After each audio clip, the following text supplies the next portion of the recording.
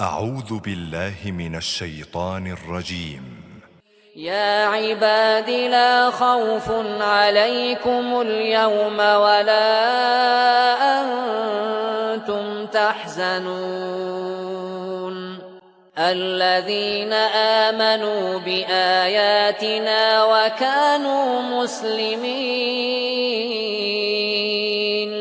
ادخلوا الجنة أنتم وأزواجكم تحبرون يطاف عليهم بصحاف من ذهب وأكواب